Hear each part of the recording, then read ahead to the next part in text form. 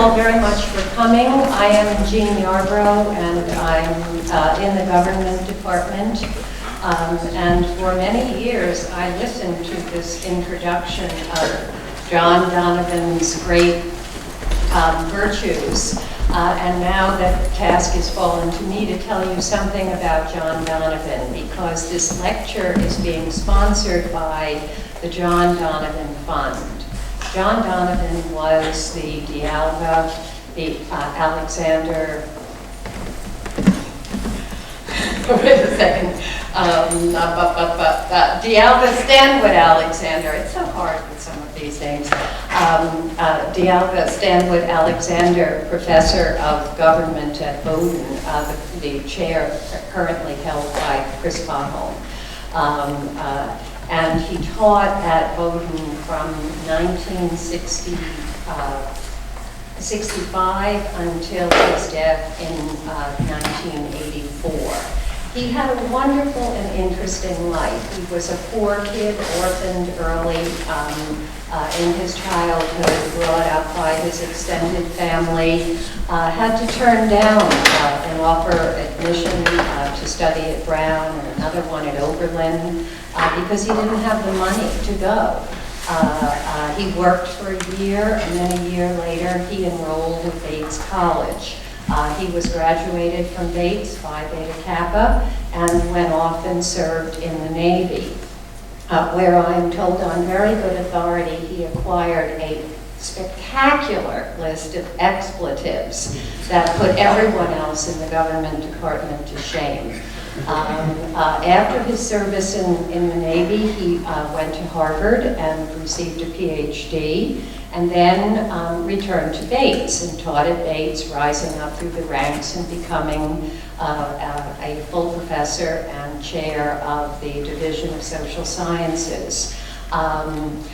He was part of the generation of Democratic politicians in Maine, people interested, he was a scholar obviously, interested in the revival of the Democratic Party in the state of Maine, to which he actively devoted himself.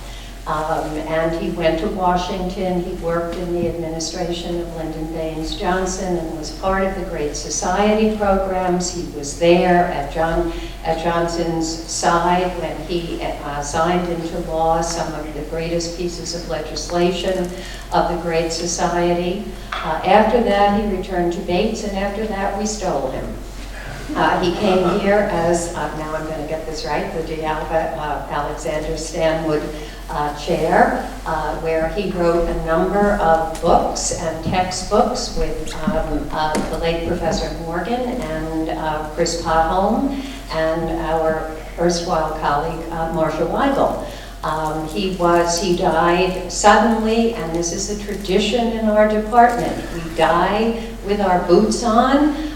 He was an active member of the department, and he had a heart attack one day in his office, and he was pronounced dead an hour later.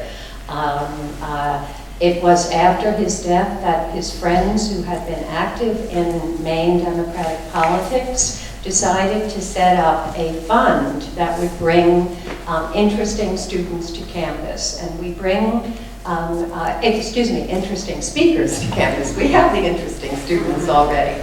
And we have brought a whole range of speakers throughout the discipline of political science here, because as those who knew John Donovan always insisted, he loved a good argument. And so tonight, it is my great pleasure to introduce David Jimenez, who is the co-president of the Eisenhower Foundation, who will introduce our speaker for tonight. Thank you.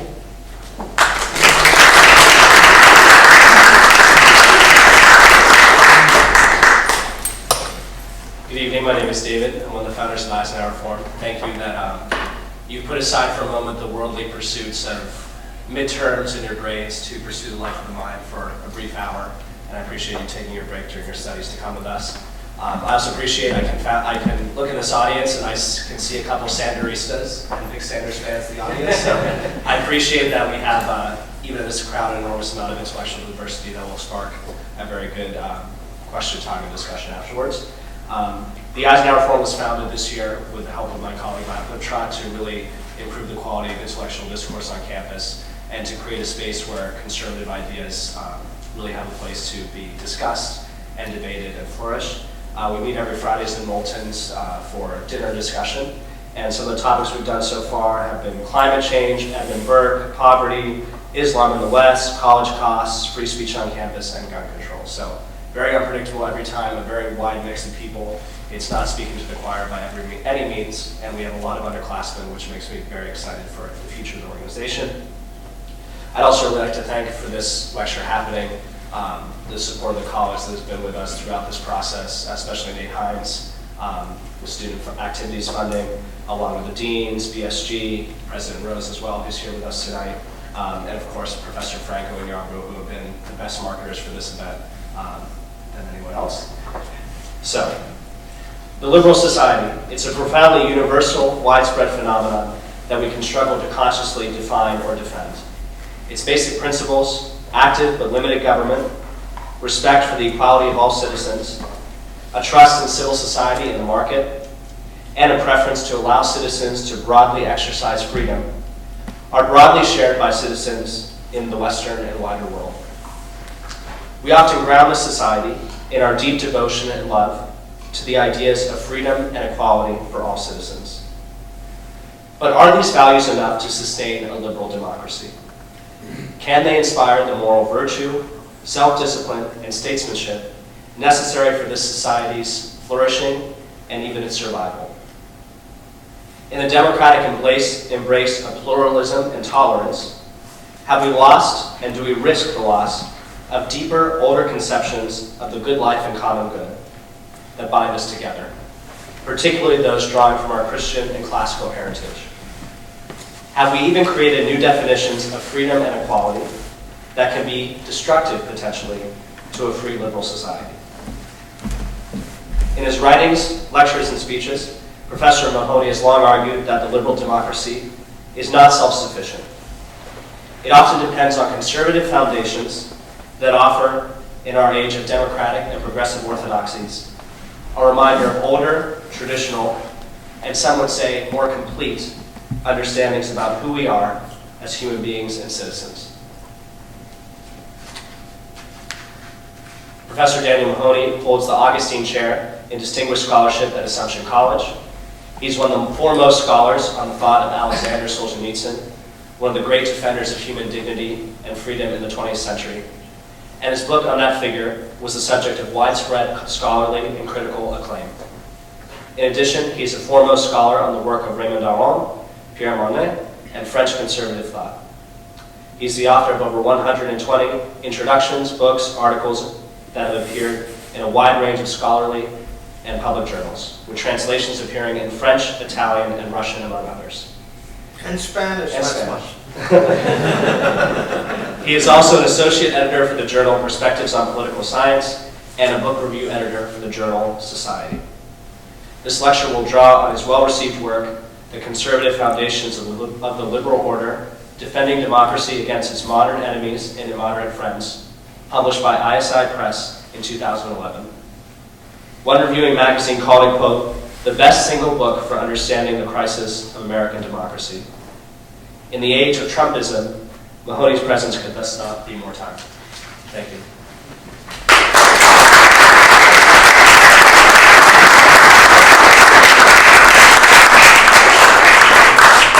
Thank you for that very thoughtful and generous introduction. Very happy to be back at Bowdoin. I lectured here about Solzhenitsyn about 5 years ago, and I've been up to visit Professor Yarbrough a few times, so I know the area a little bit. Well, I'm very pleased, too, to be the inaugural lecturer for the Eisenhower Forum. David had asked me to speak on the themes that had animated the aforementioned book, The Conservative Foundations of the Liberal Order, and I followed orders. So what I'm going to do is to try to give you a sense of that intellectual project as I understand it, and then try to deepen things a little bit by going to the core of what I mean by the conservative foundations of the liberal order, sort of a recovery of a sense of limitation that I think is absolutely crucial for the sustenance and well-being of the liberal democratic order. To put it very bluntly, I've argued that liberal democracy, the liberal order, is ultimately dependent upon extra-democratic conservative foundations. I've tried to challenge the idea that human relations can be understood exclusively in terms of individual autonomy and free choice, of what we voluntarily agree to. Let's call this the ideology of contract and consent. As my friend Peter Lawler has written, in the end, quote, human beings don't determine for themselves who they are and what they are supposed to do. That's a controversial claim. We don't make ourselves, and our freedom is not simply indeterminate. To be sure, consent, free choice, is a bedrock of democratic liberty, political liberty. And there could be no decent politics in the modern world without respect for the consent of the governed. Nevertheless, this is the more controversial claim. Nevertheless, this emphasis on consent becomes destructive of human freedom when it is confused with a cultural project, as it often is on college campuses, I must say, to liberate human beings from the inheritance of the past, now thoughtlessly identified with oppression and constraint. You're too old to remember the demonstrators at Stanford University in 1990 when they were protesting a Western Great Books program. Hey, hey, ho, ho, Western culture's gotta go. Why? Because the Western tradition was said to embody a tradition of oppression and constraint. I think it's a great illusion to think that liberty is identical with unencumbered choice and reckless disregard for the wisdom of the past. Now, for my purposes, I'm going to define, you can pick your own word, progressive thought, radically modern thought, thought that valorizes autonomy above all. Progressive thought is defined by the view that liberty and equality are unproblematic, and that the great task before democratic peoples is to maximize them, to make the world ever more democratic and egalitarian. The solution to the problems of democracy is said to be more democracy, as the philosopher John Dewey famously proclaimed at the beginning of the 20th century. I don't know if anyone still reads John Dewey. They do. Gina's telling me they do. True democracy, pragmatism is sort of the rage in certain circles. True democracy must move to the left, becoming, you know these buzzwords, ever more inclusive, tolerant, egalitarian, and relativistic. To realize the democratic ideal, we must reject antiquated truths and insist on extreme equality, on unlimited personal choice. Think an unencumbered right to choose, or the self-redefinition, self-reinvention central to gender theory, this sort of strictly voluntaristic or willful view that human beings construct their own genders. Nature, as a limit, gets excised from this understanding. Everyone uses that language now without full awareness of the presuppositions underlying or undergirding it. In this view that I've interchangeably called radically modern and progressive, there is no such thing as loving democracy or liberty and equality too much. Now you might ask, what could possibly be wrong with such an uncompromising commitment to the democratic ideal? To begin with, progressivism, as I've defined it, and extreme libertarianism of the left and the right forget the goods, habits, and traditions that make a free society cohere. And that's exactly what I mean by the conservative foundations of the liberal order. These goods, I don't want to limit them by enumerating them, but I'll enumerate a few.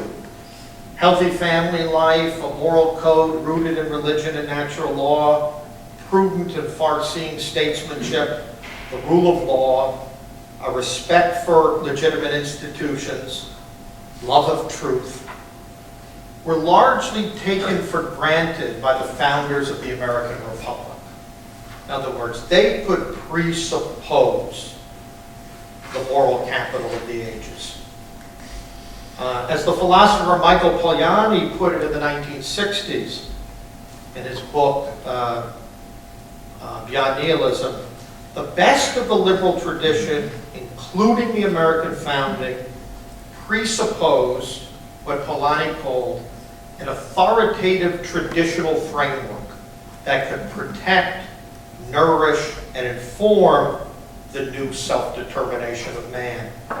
Polanyi also had a nice formulation. He says, the politics of Tom Paine sort of dialectically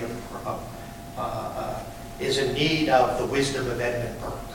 The new self-determination of man needs those traditional continuities that give a framework and structure to human consent and choice.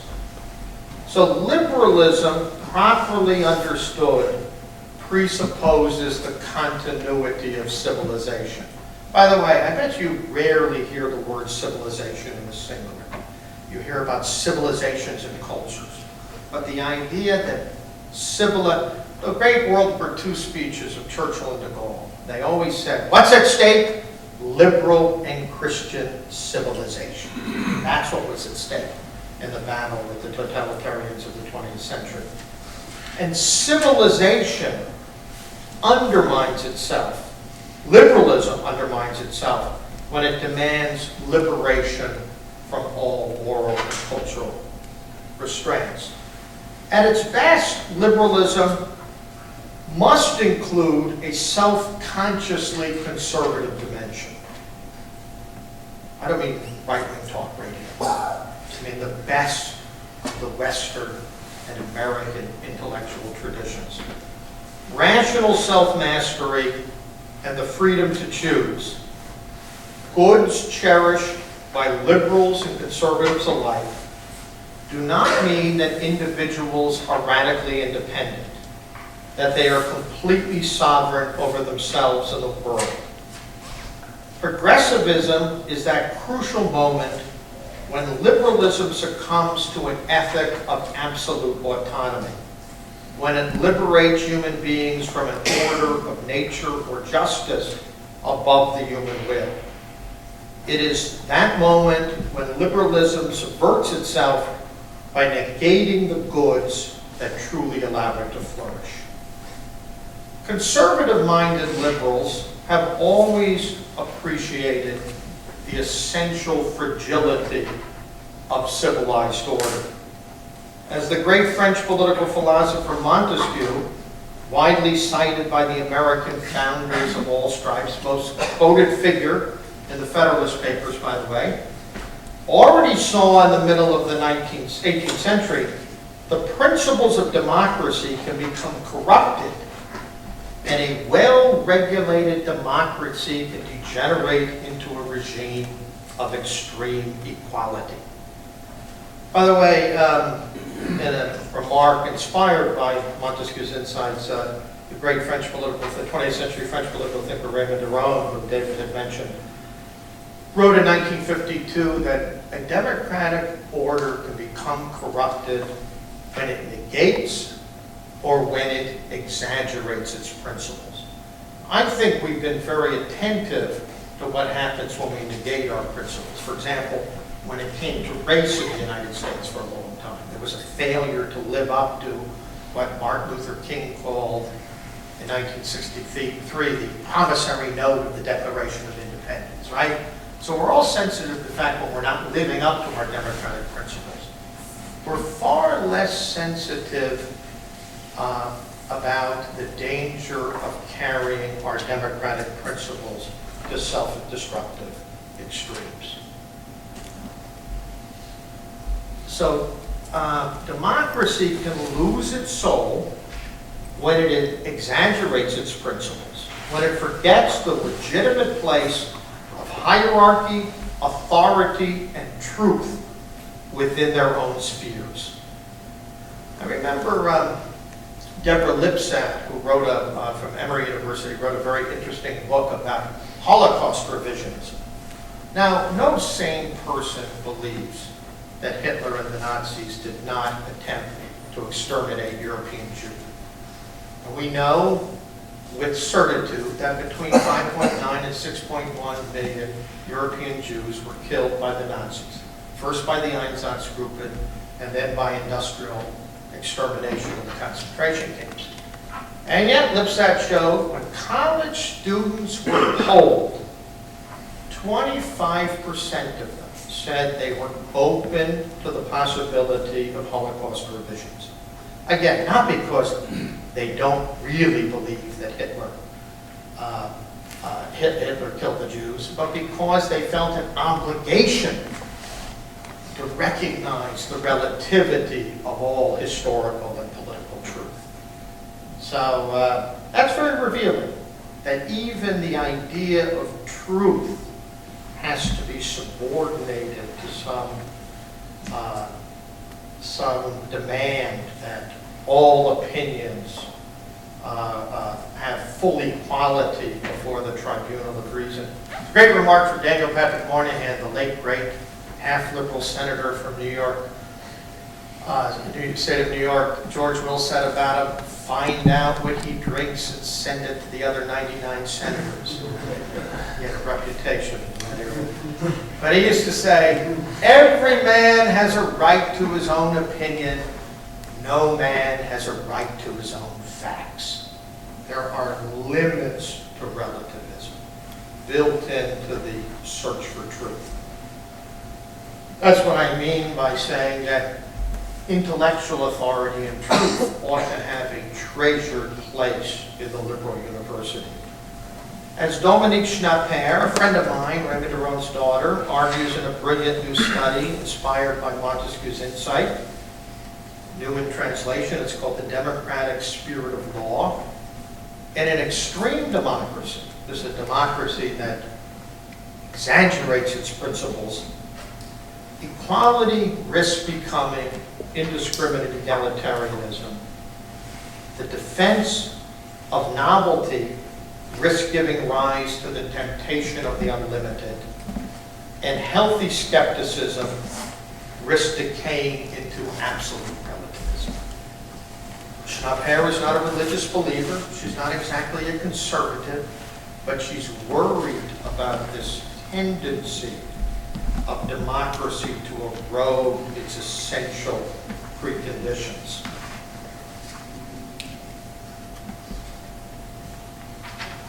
So as I've insisted, or to reiterate, democratic liberty can only flourish when it freely acknowledges the continuity of civilization. For me, that means the debt of liberty in the modern world, not only to Enlightenment thought, not only to self-consciously modern, liberal, and democratic thought, but to classical and Christian presuppositions that we are increasingly tempted to disregard. I, for one, am no enemy of the liberal order, but I do hope to argue that we need to be more aware of the dependence of what is most valuable in liberal democracy on these conservative foundations that it doesn't sufficiently acknowledge and sometimes actively undermines. Some people use the image of the wasting moral capital at the foundation of a self-limiting democracy. By the way, in my book, The Conservative Foundations of the Liberal Order, I don't explore this theme simply in an abstract way. I draw on philosophy, history, religion, literature, and the study of statesmanship to highlight these conservative foundations of the liberal order. I look at exemplary conservative liberals, as I call them, from Alexis de Tocqueville in the 19th century to Winston Churchill and Raymond Aron in the 20th, who embodied those virtues and values, civic virtue, prudent judgment, love of truth, that are negated by soft nihilism and totalitarianism alike.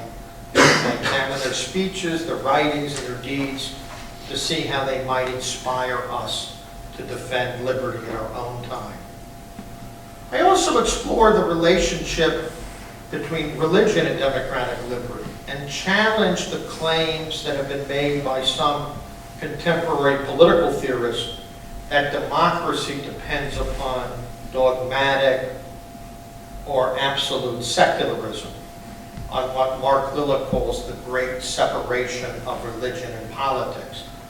If you've read his book, The Great Separation, the foundation of that great separation he finds in the political theory of Thomas Hobbes, who has a questionable but real relationship to the liberal tradition. I'll say that. But of course, an institutional separation of church and state is essential to the liberal order.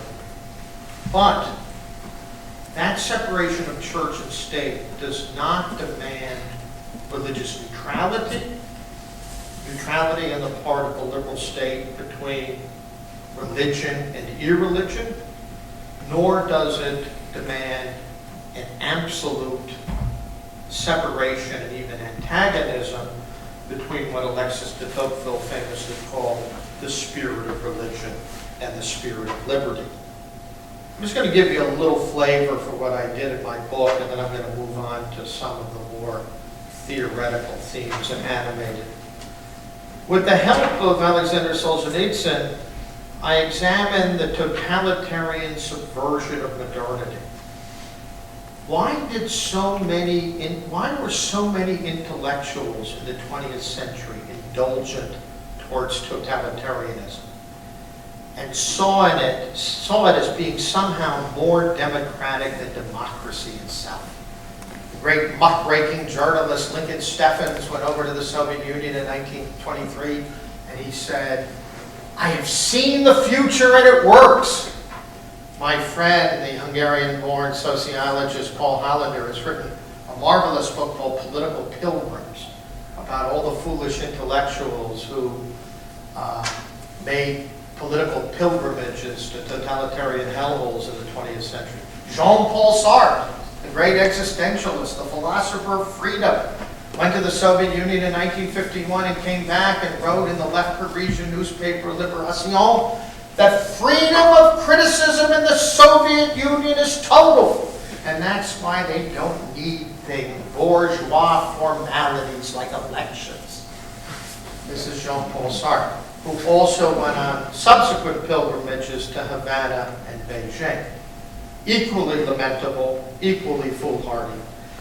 And now, all the rage on elite college campuses are unreconstructed communists, neo-communists like Badiou, Zizek. Badiou has written a commentary on Mao's great speeches from the Cultural Revolution, when intellectuals were being exiled and murdered and Chinese culture was being decimated. Yes, we find wisdom in Mao's speeches from the Cultural Revolution. And Zizek has written a book called In Defense of Lost Causes. The lost causes include Robespierre and the French Revolutionary Terror, Stalin and the Gulag, and Mao and the Great Leap Forward in the Cultural Revolution. When I lecture in places like Amherst, they have not heard of Solzhenitsyn, they have not heard of Miłosz, They have not heard of Kolakowski, people we ought to be studying, the best wisdom of East Central Europe. They have heard of Zizek and Badiou. That is frightening. So why this suicidal preference for the enemies, the totalitarian enemies of political civilization? In my exploration of the conservative foundations of the liberal order, I also tried to show how a tough-minded foreign policy that does not hesitate to call the enemy by its name, that means we should talk about radical Islam, call it by its name, need not entail an open-ended war on terror or the kind of democratic triumphalism represented by Bush's second inaugural. With an idea to the cultural revolution at home that has overtaken the Western world since the 1960s, I defend what Tocqueville called in a beautiful phrase in the third chapter of the old regime of the revolution: liberty under God and the laws.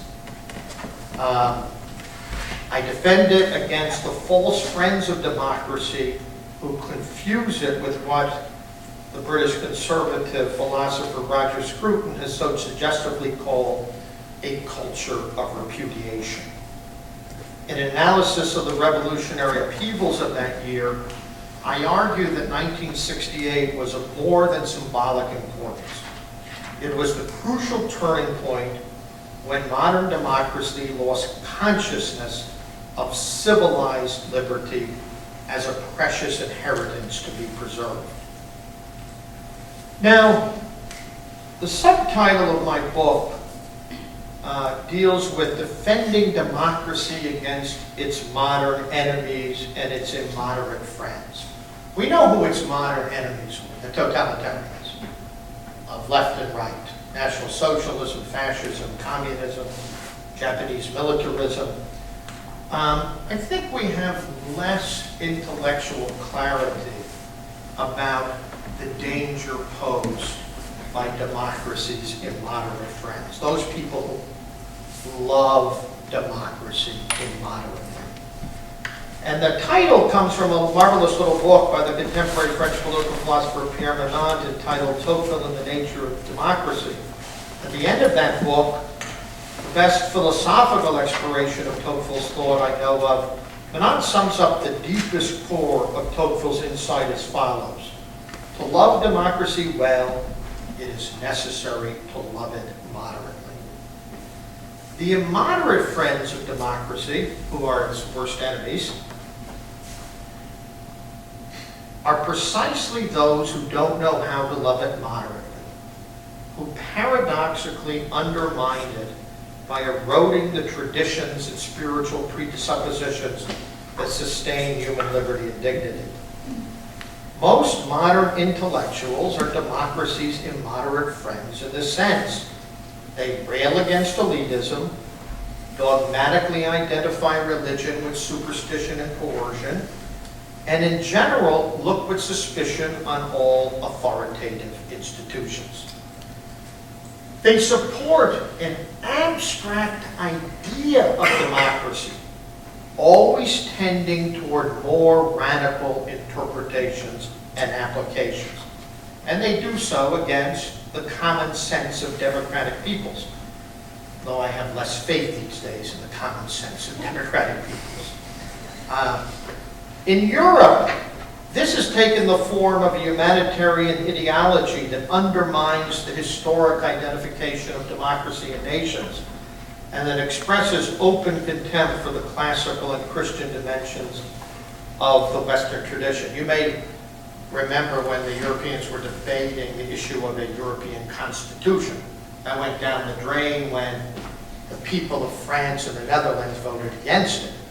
So the leaders in Brussels simply repackaged the European Constitution as the Lisbon Treaty and had it passed by individual parliaments, went around. In other words, the no votes of the Dutch and the French were not going to get in the way of the inexorable unfolding of the European project. But I mention this because There was a big debate over whether any mention ought to be made of the Christian heritage of the West. In the preamble to the original European Constitution, there was a reference to classical Athens, to Plato and Aristotle and Thucydides, and there was a complete passing over of biblical religion and the Christian heritage of the West, and the document went right to the Enlightenment. The Pope, and a few others wanted some even qualified reference to a connection between Christianity and human dignity. The French, led by Jacques Chirac, who was a militant proponent of the French, somewhat unhinged French version of secularism called laïcité, opposed any reference to religion. And there is no reference to Christianity in the West in the Treaty of Lisbon, nor was there in the final unapproved version of the European Constitution.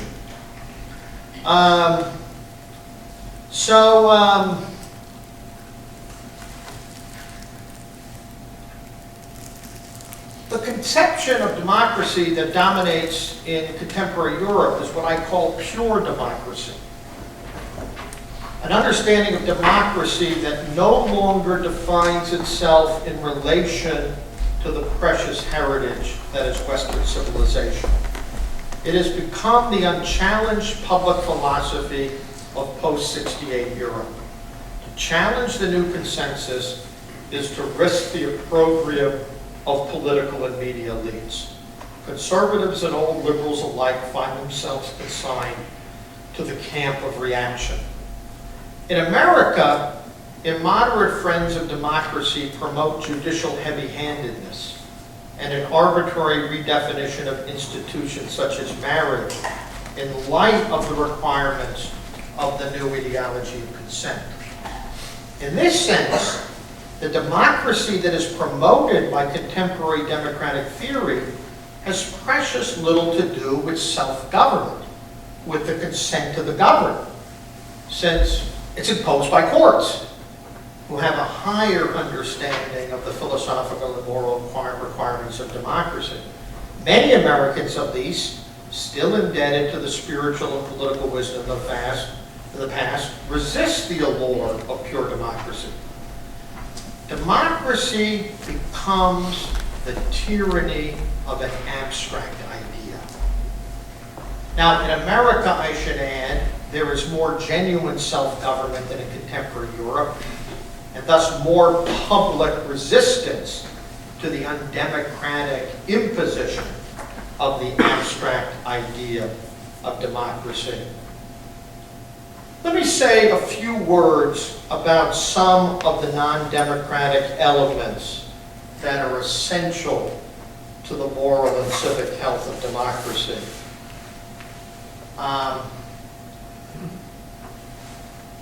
One is statesmanship, a word we have long forgotten. There are 47 officially recognized subfields of the American Political Science Association. And a lot of them are silly, but not one dedicated to the study of democratic statesmanship. You would think that would be at the center of the political reflection, the scientific reflection of serious students of politics. In any case, the magnanimous statesman, conscious of what is necessary to sustain a liberal order, is one such non-democratic element. Statesmen such as Churchill and de Gaulle or Lincoln in the United States were by no means opposed to democracy. But at least the European statesmen that I mentioned were profoundly aware of the problem of democracy, of the difficulty of sustaining civic health and martial spirit in an age of radical individualism, and what Churchill called in a 1932 essay, mass effects, a beautiful essay called Mass Effects in Modern Life. Of course, modern political science does not concern itself with such men, and democratic egalitarianism, cum relativism, makes it increasingly difficult for us to take greatness seriously. Family bonds, religion, and patriotic attachments are powerful reminders that human beings are more than individuals, and that consent must be balanced by concern for what we human beings have in common. The Greek civic life discovered the common. Aristotle says in a book for the ethics, we put reasons and actions in common. That is what politics is all about.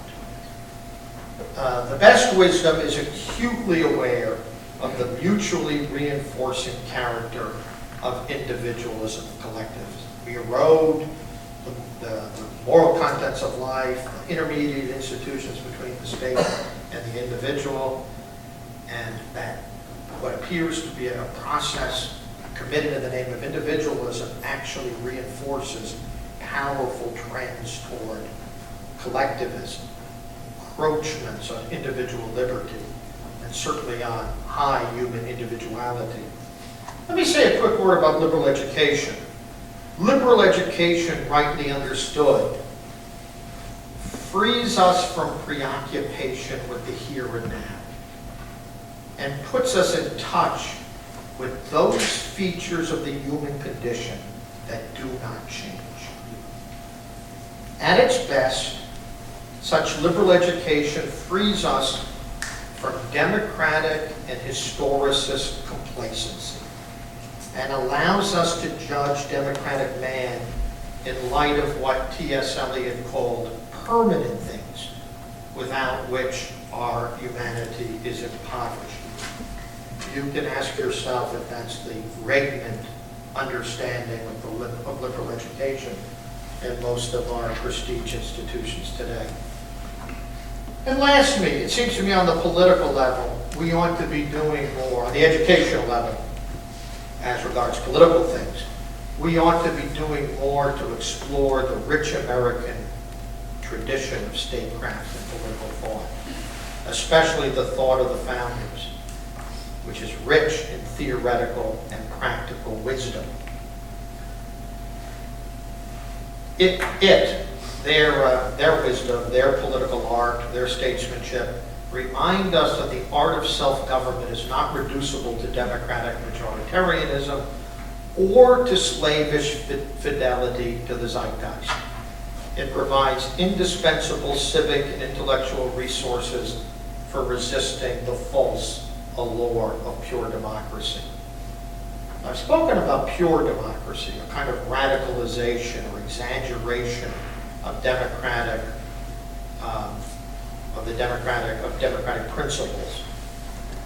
Pure democracy, as I define it, forgets these crucial moral, historical, and cultural prerequisites of the liberal order. It thinks democracy can do without nations, religion, patriotic attachment, or the wisdom that has been passed down to us by our forebears. It brutally severs the liberal order from the larger continuity of Western civilization. By the way, some of you may want, I'm dating myself here, there was a fun TV program on Jay Leno, Jaywalking. They would interview American college students about what they knew about the Western world, what they knew about America, and young woman, 21-year-old urban studies major from UCLA, tells us the Pilgrims came over to the United States 60 years ago. 60 years ago. They're shown, a group of students are shown a picture of the Kremlin Towers in Moscow, and they unanimously say it's Disney World. And on and on. So these are funny.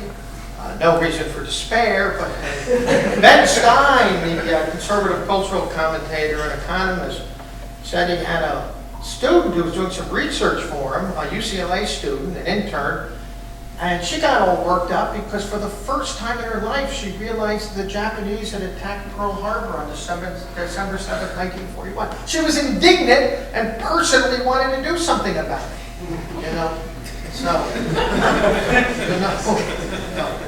These are amusing examples of our forgetting the larger continuity of Western civilization.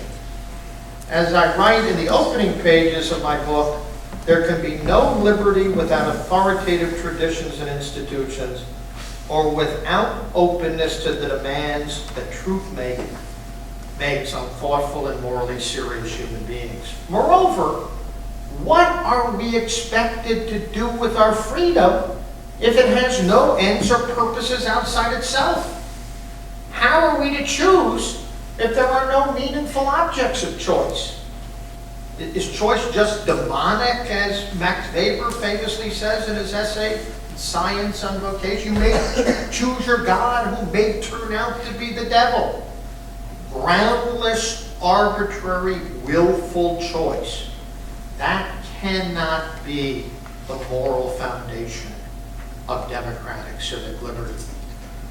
In Volume 2 of Democracy in America, Tocqueville has some haunting passages about the vertigo, the dizzying psychological and spiritual dislocations that accompany a freedom that bounds to nothing above itself.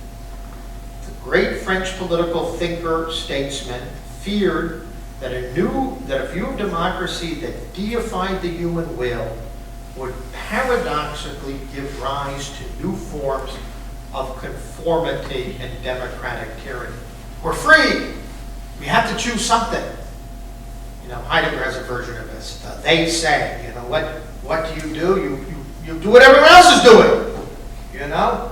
So a groundless notion of freedom gives rise to an absolute form of conformism, a certain kind of democratic tyranny, conformism. When we think of ourselves as gods, we are more likely to be enslaved. 20th century totalitarianism is surely the most extreme example of self-deification that is coextensive with self-enslavement. It reveals a totalitarian possibility inherent in modernity itself. All right. So I want to talk a little bit more about this, that modern democracy is haunted by a certain totalitarian possibility. By the way, this was the insight of the 19th century Catholic Church. The Syllabus of Errors, Pius IX's great encyclical, 1864, 80 errors. The last error was that the Holy Roman Pontiff should reconcile himself with liberalism, progress, and civilization. A certain kind of modern civilization. Now, why would the Pope say that? The Pope thought that European liberalism was essentially an effort at the self-affirmation of the individual, liberated from constraint, from moral law, from the rights of God. 19th century Catholics used to say, we need to reclaim the rights of God against the rights of man. You know what they meant. The church went too far. It did not sufficiently appreciate the real historical achievements of liberal constitutionalism in places like Great Britain and the United States. And it feared a movement from a kind of anti-clerical liberalism to socialism to communism. That communism would be a more consistent and radical form of modernity, of democratic materialism. But the old church was properly sensitive to a certain emancipation of the will inherent to the modern project. It was not completely wrong to discern totalitarian tendencies at work in modern democracy. As Pierre Manent has pointed out, it was the experience of totalitarian democracy in both its Jacobin, 1790s France, and Bolshevik, Leninist, communist, after 1917 forms, that led to a specifically liberal discovery or rediscovery of religion, and to a more robust Christian and Catholic defense of constitutionalism and human rights. You see that with the Roman Catholic Church in the 20th century. Its opposition to totalitarianism led it to reconsider the arguments for constitutional democracy and even religious freedom, which the Second Vatican Council affirmed in a very robust way. Conservative-minded liberals and anti-totalitarian Christians were henceforth united by a rejection of what I call human self-sovereignty, that men are essentially lords over themselves. They came to appreciate that the regulated will, one that deferred to God and the law, and not one emancipated from natural and moral restraints, is the hallmark of a genuinely free and humane social order. Now, in the essay I was drawing on by Pierre Manent called Christianity and Democracy, he cites the example of the great 19th century French liberal thinker Benjamin Constant as an exemplar of this paradoxical reconciliation between Christianity and liberalism. Because part of what I'm leaving out is liberal thought before the French Revolution was profoundly anti-Christian. At a theoretical level, Hobbes is an atheist and materialist. Locke's Socinianism is probably a cover for atheism. The French encyclopedists, at their best, thought that Christianity was a product of a bygone world that would disappear under the light of enlightened knowledge, and at their worst, they wanted to écraser la femme, as Voltaire put it, crush the infamous thing. And one of the French revolutionaries said he would not be satisfied until the last priest was strangled to death by the entrails of the last nobleman. This is a noble side of modern political atheism. But it's a rich image. You can think about it for a second. Anyway, Constant was different. He was a Huguenot, which meant he wasn't a French Catholic, and they all remembered St. Bartholomew's Day in 1572 when the Huguenots were butchered by Catholics in France. He was an anti-cleric.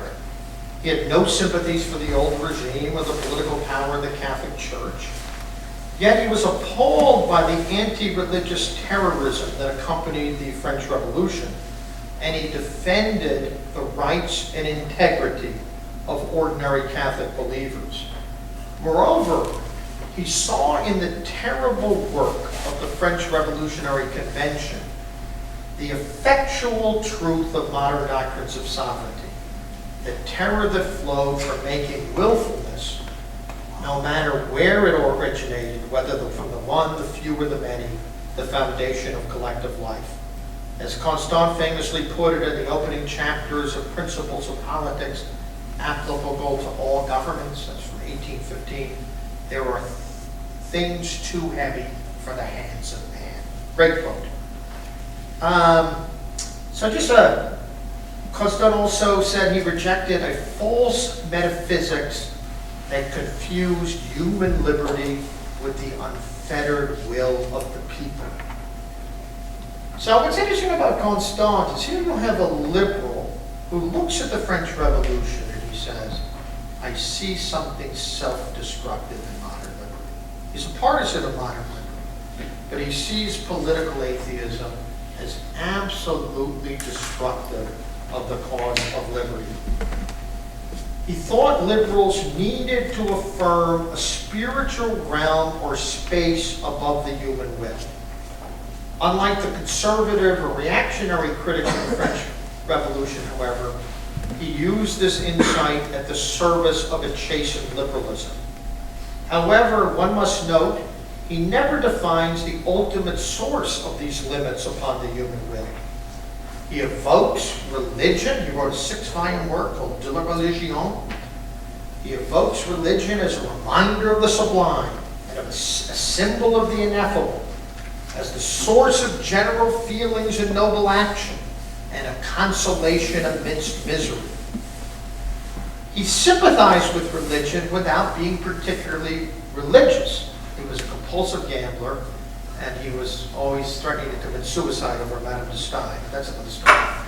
And had none of Tocqueville's qualified sympathies for traditional faith. He is finally clearer about what he rejects, absolute sovereignty or unlimited willfulness, than he is about what he affirms. Constant is the first modern thinker to live a negative argument for an order of things above the human will. Like many 20th century anti-totalitarian thinkers, he is too much of a modern man to simply believe in the old verities, and far too decent and reflective to dispense with them altogether. He's wrestling with this problem.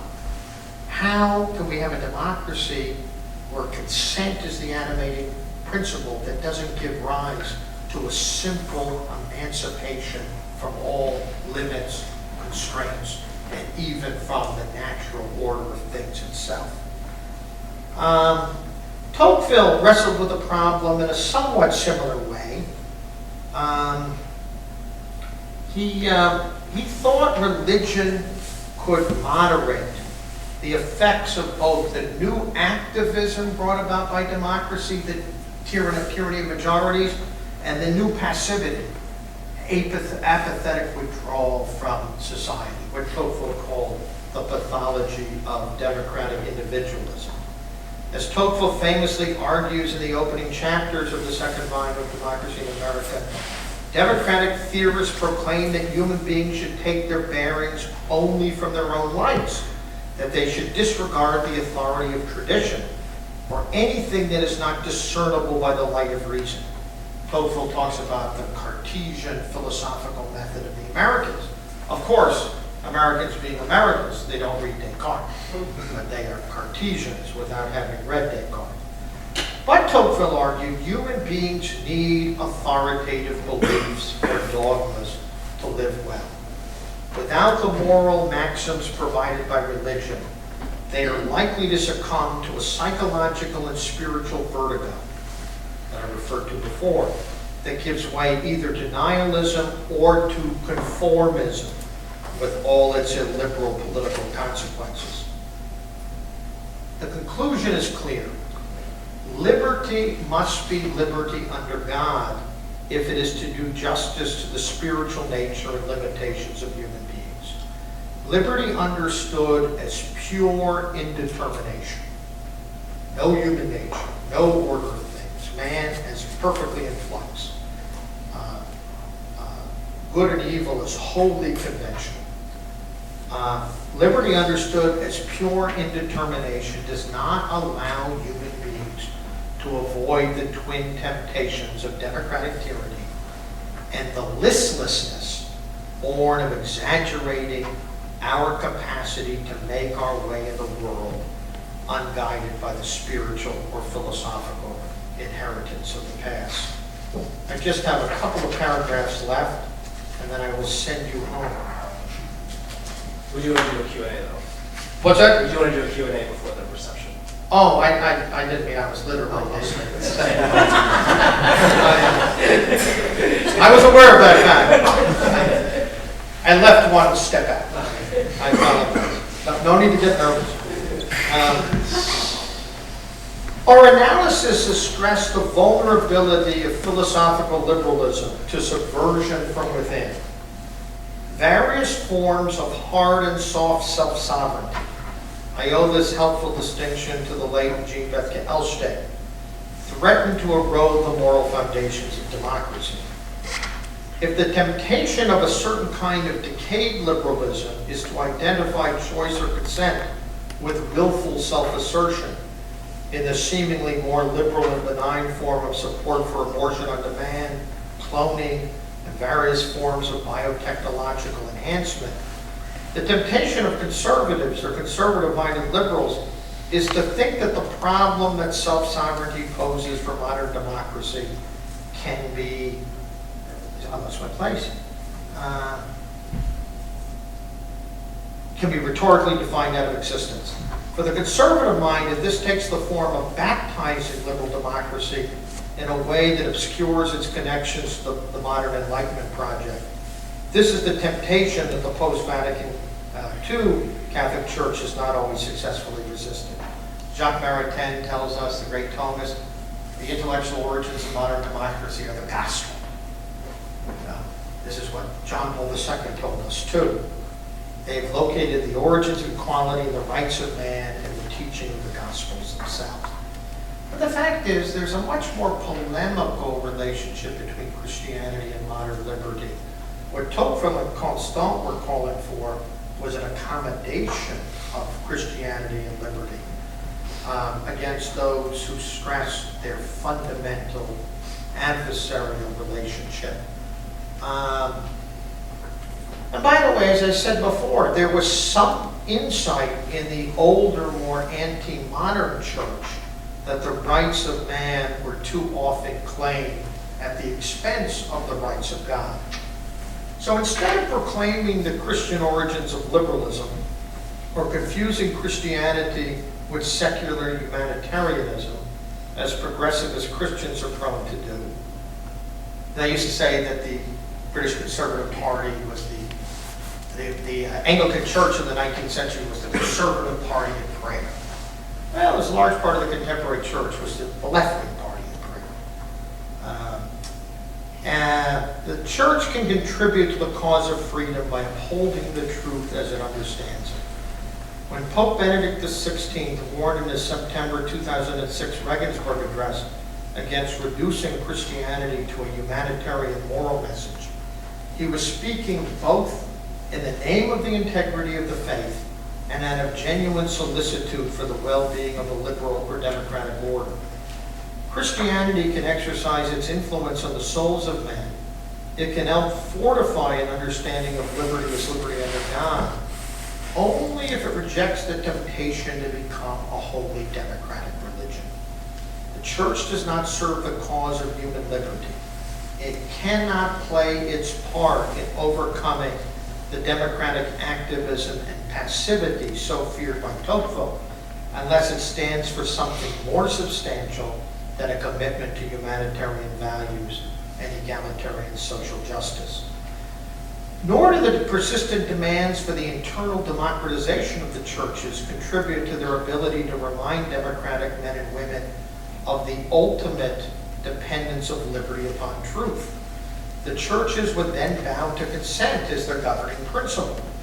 We have arrived at what we might call the Tocquevillian conundrum or problematic. Liberal democracy needs the wisdom, self-restraint, and elevation provided by religion.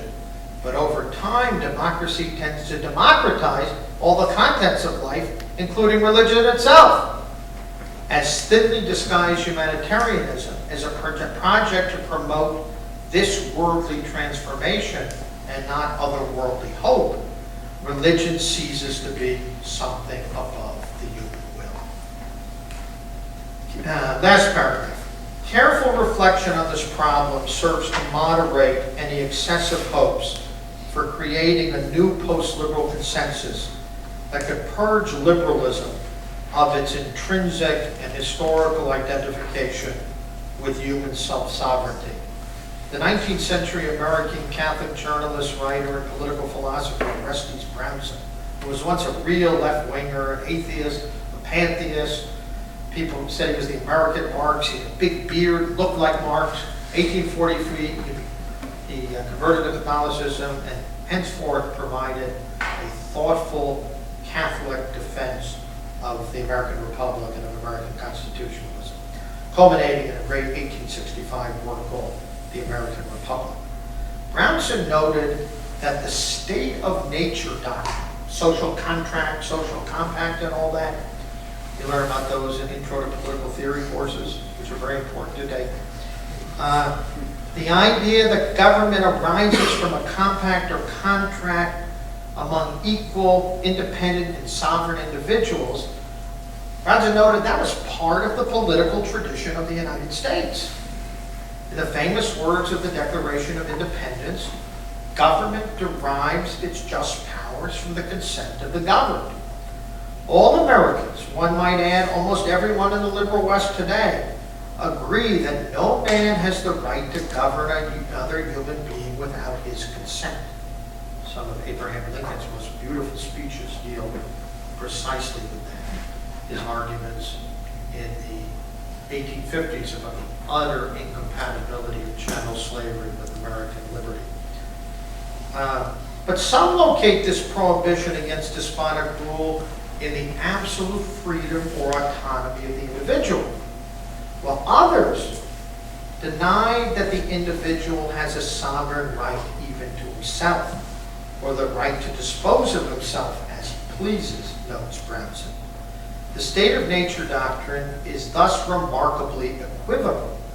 It can be understood in light of the requirements of either autonomy or more traditional understandings of liberty under God.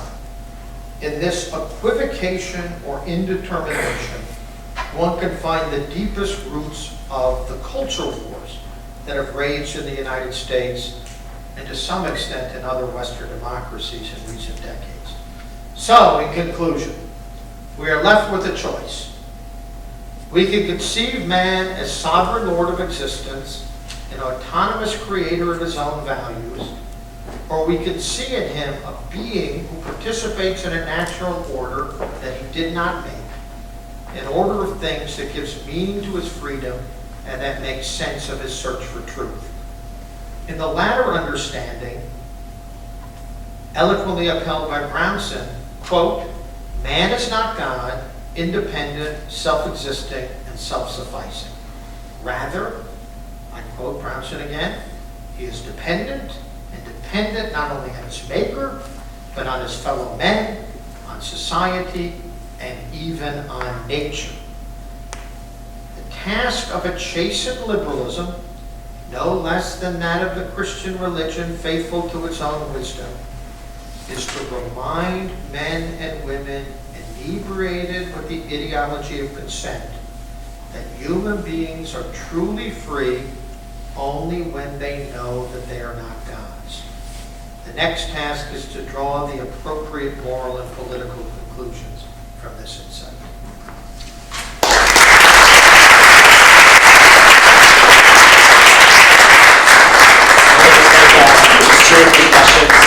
After this, we're having a reception in Latin House that's being supported by the Kurtz Fund. There's going to be a giant platter of Vermont cheddar cheese and along with fudge brownies, so maybe those have you guys to say afterwards. So 3 questions. Anyone want to offer something up?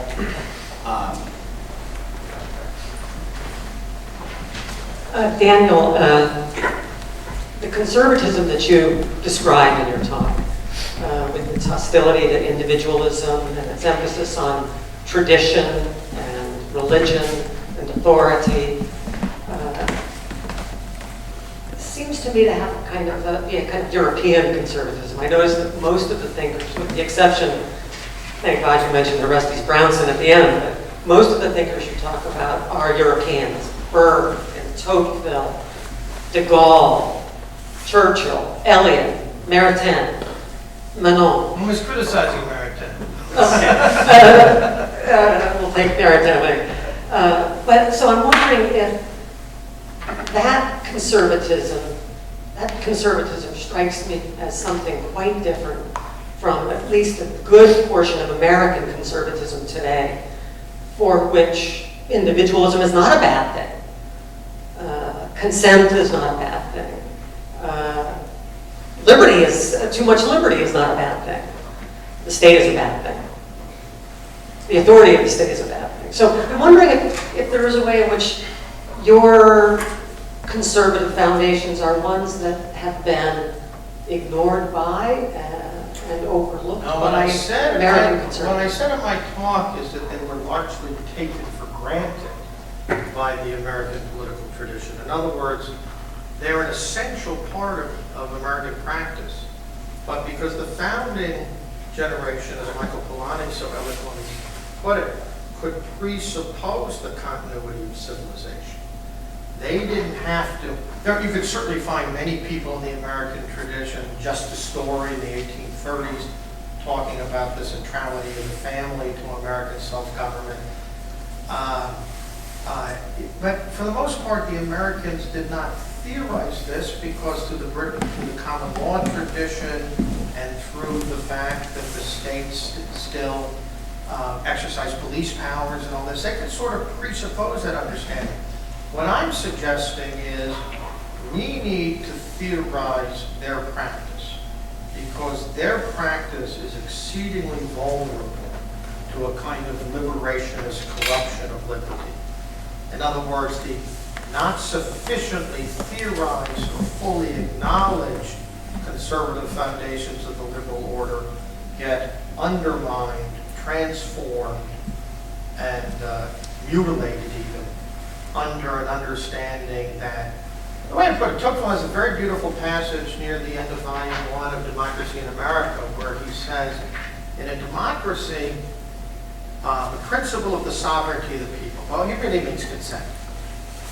It becomes the defining feature of the greater part of human action. So it's not just politics, but consent is a beautiful political principle for people to govern themselves. But if consent is applied to the inner life of a university, and we make no distinction between the learning and authority of the professor and the status of students, or if it's applying to the, we love you, we love you. We just don't want to have a full participatory democracy with you.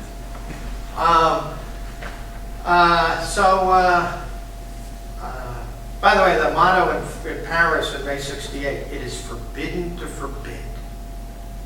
You can't build a civilization on the principle that it's forbidden to forbid.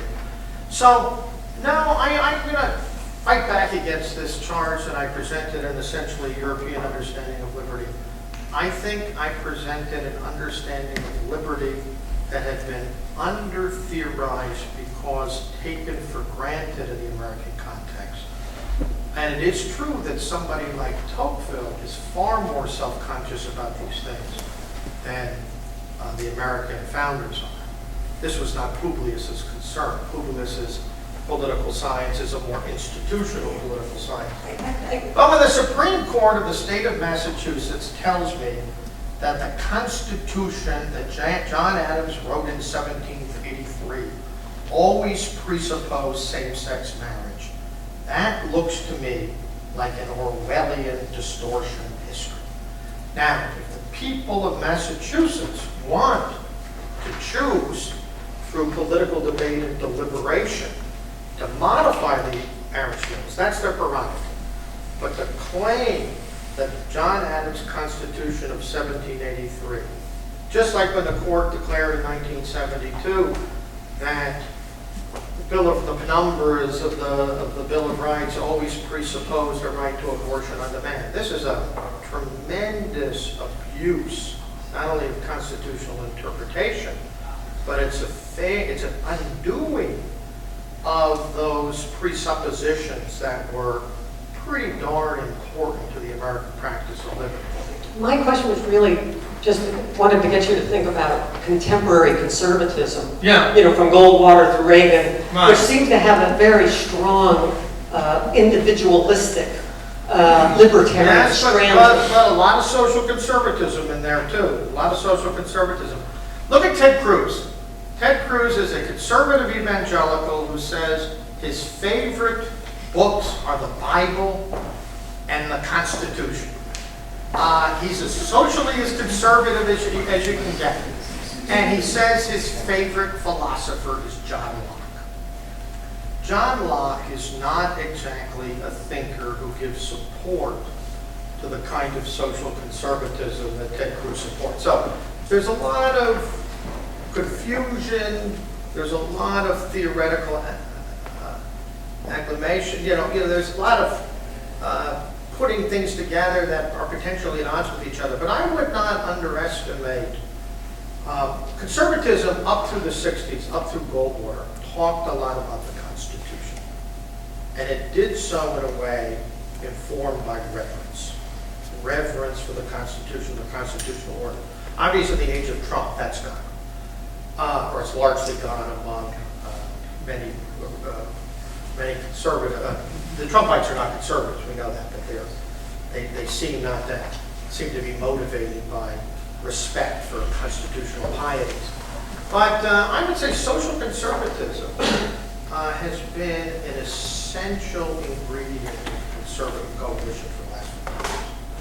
And there's always these New York and Washington intellectuals who say, oh, you know, we'll get more votes, more single women if we change our views on abortion and these other matters. But we're going to get a lot less votes from the half of the country that is not enamored of Roe versus Wade. So, look, Tocqueville's critique of individualism is partly made in the name of authentic individuality. The point is a debilitating and apathetic withdrawal from everyday, from the larger social and political horizon actually destroys the preconditions of authentic individuality. So I think all conservatism has to be serious about defending ability and individuality and excellence and achievement. But if individualism means being idiotes in the Greek sense, you know, can't find their way to the public square, or if it means, you know, a reckless and indiscriminate relativism that says, you know, what is Mill wanted to remain faithful to utilitarianism, but he distinguished between the pleasures of Socrates and the pleasures of the pig, you know, so that's what I have in mind, is the ability to discern, to make distinctions, to recognize the high from the low. This seems to me something that was always presupposed by American republicanism. And we'll have to just do one question because then we're going to run to Brad before this discussion can continue. Hello. First, thank you for coming. Yeah. So you bemoan kind of what you see as liberal judicial activism. Perhaps there is some truth to that. But don't you think in your critique of liberal judicial activism, you ignore conservative judicial activism that does exactly the same thing? I mean, if you argue this originalist interpretation of the Constitution, where in the Constitution did it ever say corporate personhood, or in the Heller and DC gun cases, I mean, didn't that decision roll back hundreds of years of the jurisprudential left wants to be revolutionary and to the point of transforming the courts, and then they become Burkean conservatives who appeal to stare decisis and the power of precedent. In other words, American law, let's say on abortion laws, are all wrong, but suddenly we discover a right to choose, which, and then suddenly we're obliged, all people who are appointed judges and are up for confirmation of the Senate are then obliged to be sticklers for precedent therever after. By the way, as I understand originalism differs from the common law tradition of rooting judicial judgments principally or only in precedent. To say we take our bearings from original intent is to say that the court sometimes errs, sometimes discovers new rights that don't exist, sometimes departs in fundamental ways from the spirit and letter of the original Constitution. So there are certainly libertarian judicial scholars, Randy Barnett and people like that, who, from my point of view, are activists, and they want to turn over fundamental law and a whole, mainly related to property rights and that kind of thing. So this is, you're naming a real problem, but I would say there's nothing on the right that matches the systematic assault on, the marriage. You could not name 3 people in this country in 1980 who thought same-sex marriage was a requirement of the Constitution. And now, in elite opinion, you're a homophobe, you're an enemy of progress and tolerance if you remain faithful to a certain understanding of rights the Constitution, the relationship of the family to the political order, that was held by almost all American political liberals a generation ago. So, to quote the political theorist Bertrand de Juvenal, there's something ambulatory, moving about this conception of law. Instead of having firm sort of roots and principle, it is quite willing to establish precedents that are not grounded in the Constitution itself. Yes. So We gotta go? The reception Okay. was supposed to start at 15. So All right. Flat House, Vermont Tech.